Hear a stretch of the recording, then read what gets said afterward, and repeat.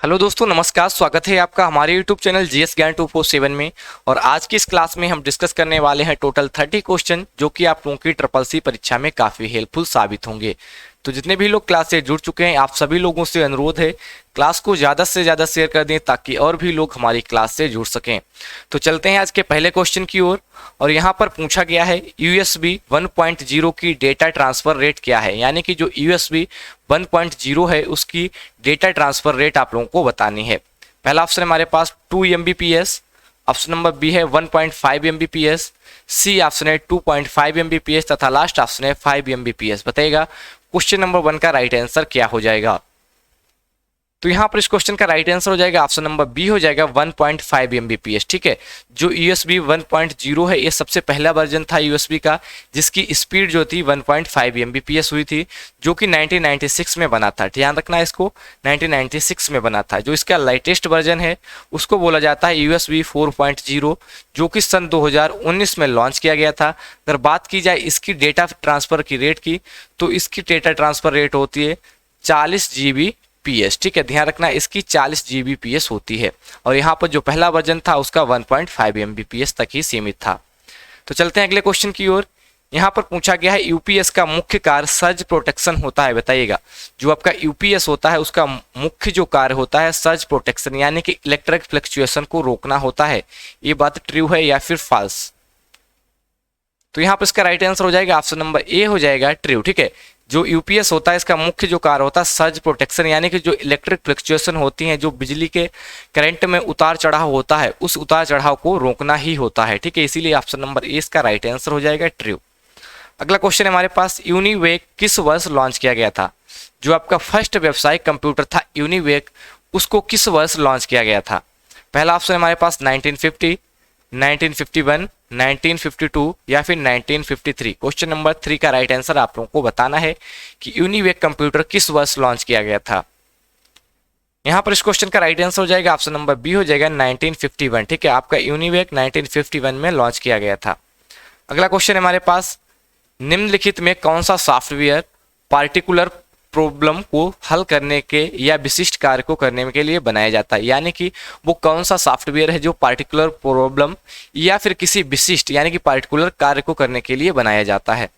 Option A हमारे पास application software बोला जाता है, सिस्टम सॉफ्टवेयर बोला जाता है, यूटिलिटी सॉफ्टवेयर बोला जाता है या फिर ऑल ऑफ अबव। बताइएगा क्वेश्चन नंबर 4 का राइट आंसर क्या हो जाएगा। उस सॉफ्टवेयर का नाम बताना है जो किसी पार्टिकुलर प्रॉब्लम या किसी पार्टिकुलर वर्क को करने के लिए बनाया जाता है। तो यहाँ पर इसका राइट आंसर हो जाएगा ऑप्शन नंबर ए हो जाएगा एप्लीकेशन सॉफ्टवेयर। उनको क्या बोला जाता है, एप्लीकेशन सॉफ्टवेयर बोला जाता है। अगला क्वेश्चन है हमारे पास प्रोप्राइटरी सॉफ्टवेयर का दूसरा नाम क्या है। जो आपके प्रोप्राइटरी सॉफ्टवेयर होते हैं उसका दूसरा नाम क्या होता है। पहला ऑप्शन हमारे पास close source software, option B है open source software, option C है कस्टम सॉफ्टवेयर तथा लास्ट ऑप्शन है टेलर मेड सॉफ्टवेयर। बताइए क्वेश्चन नंबर 5 का राइट आंसर क्या हो जाएगा। और जितने भी लोग क्लास से जुड़ चुके हैं आप सभी लोगों से अनुरोध है क्लास को एक बार शेयर जरूर कर दें तथा क्लास को लाइक जरूर करें।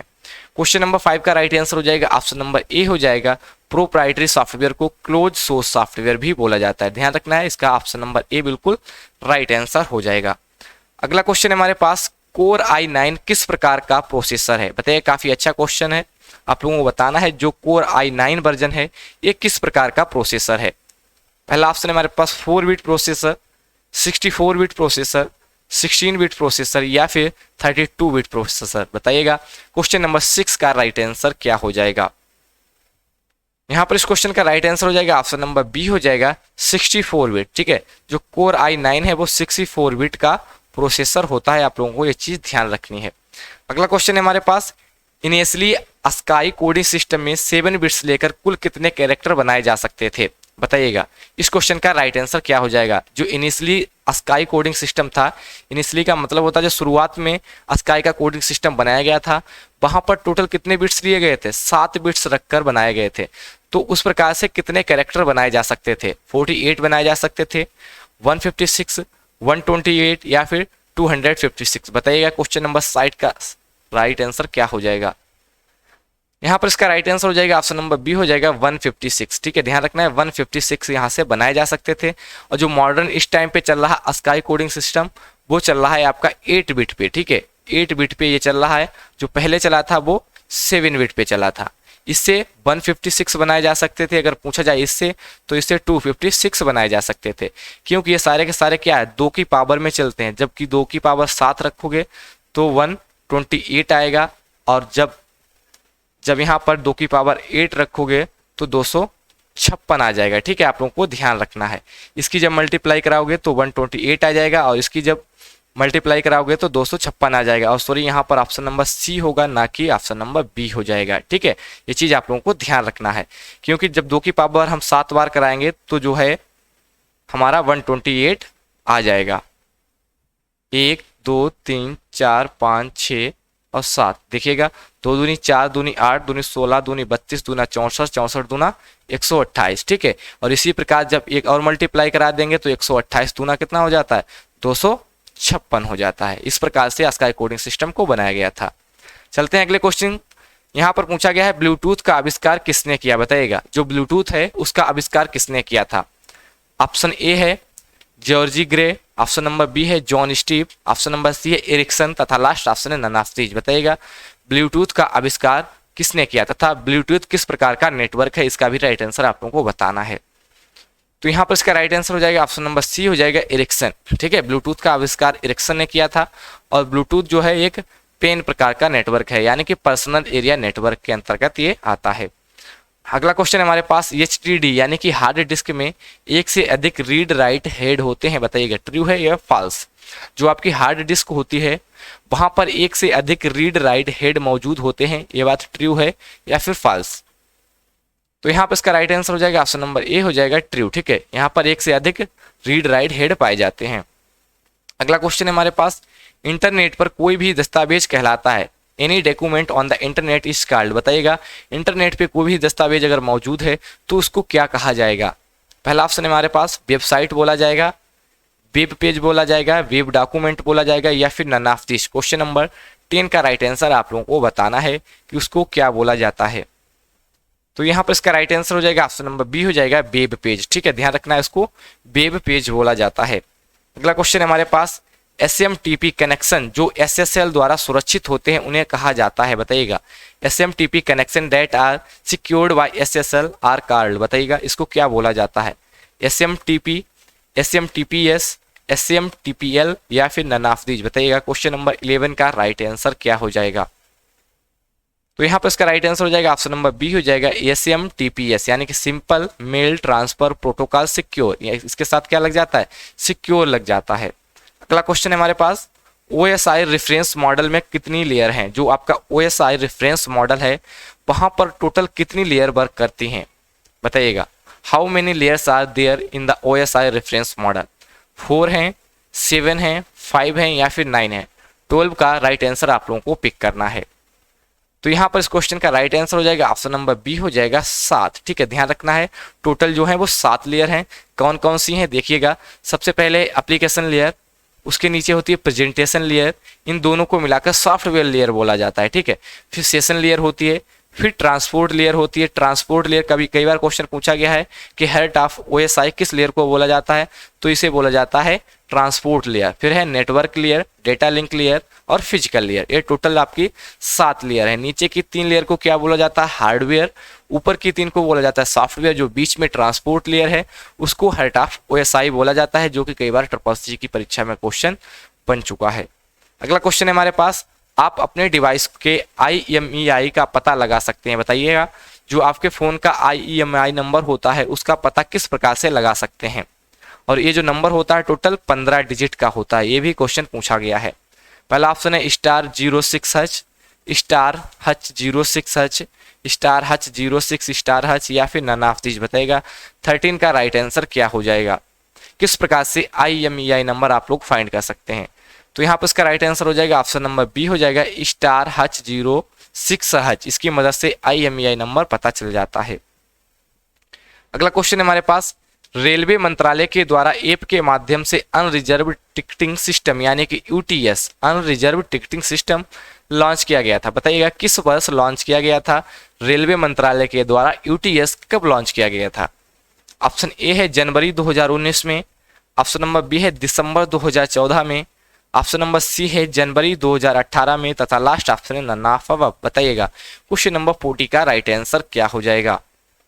तो यहाँ पर इस क्वेश्चन का राइट आंसर हो जाएगा ऑप्शन नंबर बी हो जाएगा दिसंबर 2014 में। ठीक है, यूटीएस जो लागू हुआ था वो सन 2014 में लागू हुआ था, दिसंबर 2014 में। अगला क्वेश्चन हमारे पास बैस का पूर्ण रूप बताइएगा। जो आपका बैस है WAIS, इसका फुल फॉर्म पूछा गया है यहाँ पर।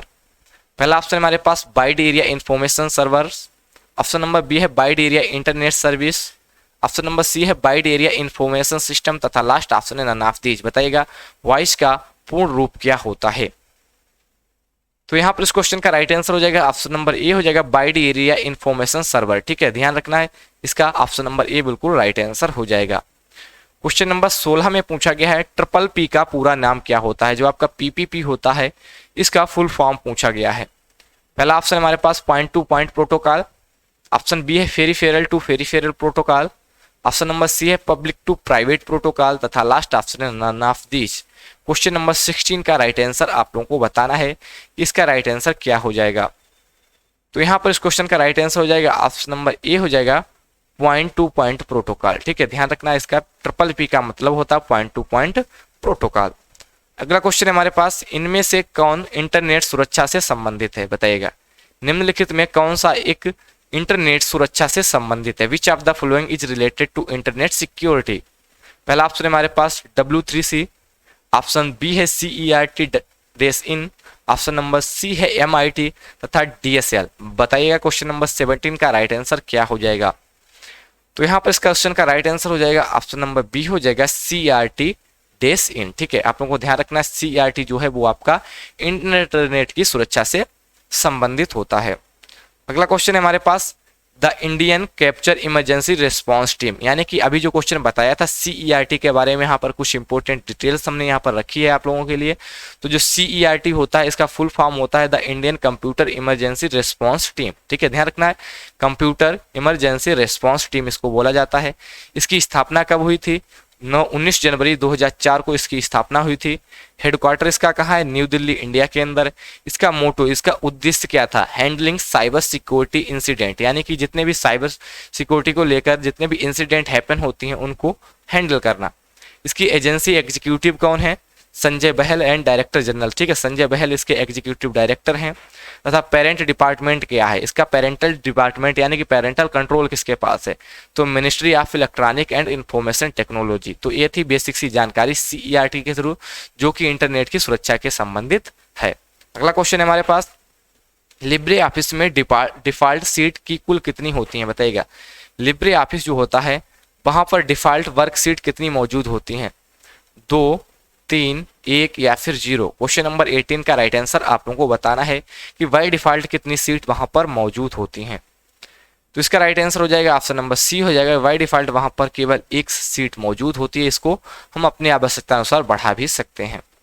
अगला क्वेश्चन है हमारे पास कैल्क में डेट इंसर्ट करने की शॉर्टकट की क्या होती है? बताइएगा what is the shortcut key to insert date in Calc. Date को इंसर्ट करना है तो किस प्रकार से हम डेट को इंसर्ट करेंगे लिब्रे ऑफिस कैल्क में? पहला ऑप्शन है control plus semicolon, option number B है control plus shift plus colon, option number C है कंट्रोल प्लस सेमी कॉलन, तथा लास्ट ऑप्शन है none of these. Question number 19 का right answer क्या हो जाएगा? तो आपको कैल्क में अगर डेट इंसर्ट करना है तो कंट्रोल प्लस सेमी कॉलन की मदद से हम वहां पर डेट को इंसर्ट कर सकते हैं। अगला क्वेश्चन है हमारे पास प्रधानमंत्री जीवन ज्योति बीमा योजना यानी कि PMJJBY क्या है? बताइएगा ये क्या है? व्हाट इज द प्रधानमंत्री जीवन ज्योति बीमा योजना। पहला ऑप्शन है हमारे पास life insurance up to 2 lakh, accident insurance, both A and B, या फिर नन ऑफ दीज। 20 का राइट आंसर बताइएगा कि ये क्या है, PMJJBY क्या है। 20 का राइट आंसर आप लोगों को बताना है। तो यहाँ पे इसका राइट आंसर हो जाएगा ऑप्शन नंबर सी हो जाएगा बोथ A एंड B, यानी कि लाइफ इंश्योरेंस बीमा है जो कि 2 लाख से ऊपर का है, और एक्सीडेंट इंश्योरेंस भी इसको माना जाता है। अगला क्वेश्चन है हमारे पास यम कॉमर्स की शुरुआत किसने की थी? बताइए, काफी अच्छा क्वेश्चन है। Who started ecommerce? पहला ऑप्शन है Hoffman, Kevin Duffy, Jeff Bezos, none of these. 21 का राइट आंसर आप लोगों को पिक करना है कि यम कॉमर्स की शुरुआत किसने की थी। इस क्वेश्चन का राइट आंसर हो जाएगा ऑप्शन नंबर बी हो जाएगा केविन डफे। ठीक है, केविन डफे ने यम कॉमर्स की शुरुआत की थी। अगला क्वेश्चन है हमारे पास माइक्रो एटीएम सेवा किस वर्ष शुरू हुई? माइक्रो एटीएम सेवा बताइएगा किस वर्ष शुरू हुई थी? पहला ऑप्शन है हमारे पास 2005 में, 2010 में, 2016 में या 2018 में। 22 का राइट आंसर आपको बताना है कि माइक्रो एटीएम सेवा कब स्टार्ट हुई, बताइएगा इसका राइट आंसर क्या हो जाएगा। तो यहाँ पर इस क्वेश्चन का राइट आंसर हो जाएगा ऑप्शन नंबर डी हो जाएगा, सन 2018 में। ठीक है, माइक्रो एटीएम सेवा जो थी वो 2018 में शुरू हुई थी। 23 का राइट आंसर क्या होगा बताइएगा। यहाँ पर पूछा गया है किस बैंक ने पहली आधार आधारित माइक्रो एटीएम सेवा शुरू की थी, बताइएगा वो कौन सी बैंक है जिसने पहली आधार आधारित माइक्रो एटीएम सेवा लॉन्च की थी? एसबीआई थी, ईबीआई थी, एक्सिस बैंक थी या फिर आईसीआईसी बैंक थी? 23 का राइट आंसर आप लोगों को बताना है कि क्या हो जाएगा। तो यहाँ पर इसका राइट आंसर हो जाएगा ऑप्शन नंबर सी हो जाएगा, एक्सिस बैंक। ठीक है, ध्यान रखना एक्सिस बैंक इसका राइट आंसर हो जाएगा। और जितने भी लोग लाइव हैं आप सभी लोगों से अनुरोध है क्लास को लाइक अवश्य करें तथा क्लास को आप लोग शेयर भी अवश्य कर दें। अगला क्वेश्चन है हमारे पास, कैल्क में अधिकतम कितनी वर्कशीट इंसर्ट कर सकते हैं, बताइएगा। काफी अच्छा क्वेश्चन है, पूछा गया है लिब्रे ऑफिस कैल्क में मैक्सिमम कितनी सीट को हम इंसर्ट कर सकते हैं? 1000, 5000, 10,000, 555, बताइएगा कौन सा राइट आंसर हो जाएगा 24 का। अभी हमने आप लोगों को बताया था कि वहां पर बाय डिफॉल्ट कितनी सीट मौजूद होती हैं, वहां पर बाय डिफॉल्ट 1 होती है। फिर हमने कहा था कि आवश्यकता अनुसार आप लोग इसको बढ़ा भी सकते हैं।